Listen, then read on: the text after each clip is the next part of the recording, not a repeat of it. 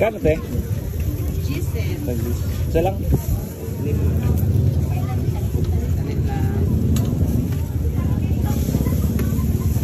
Ako lang te, videoan ko te. Okay lang, videoan ko. Okay tayo. Kaya nag-vlog ako te. Ha?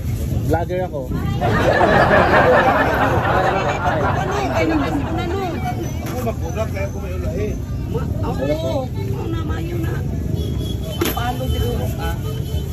Si ate bestseller dito, bestseller. Pinagkakaguluhan. Diba, bakit pinagkakaguluhan ng hotcake nyo te? Dami sir. Lamay.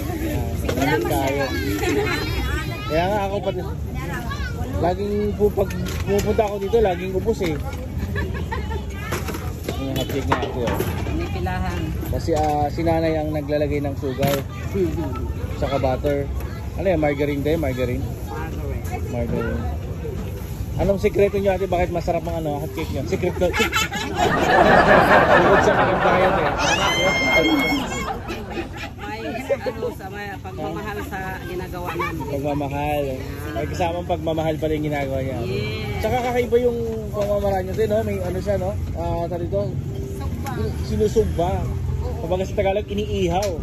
Ano ko siya? Kaya siya nga pagkaon sir, ang iyahang ganahan ani init yun siya. Oo nga. Okay, oh. Diba, oh? Laim mo. Isa lang, te. Isa lang na eh. Tapos 10 piso lang. Mura. Ganyan kalaki, 10 piso lang. Grabe, no?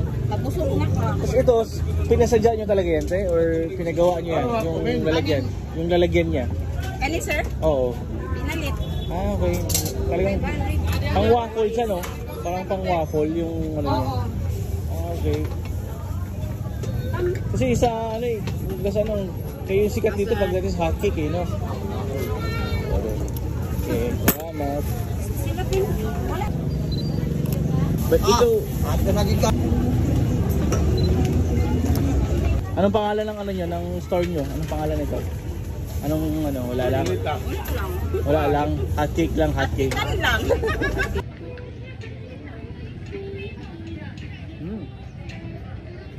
Sarap.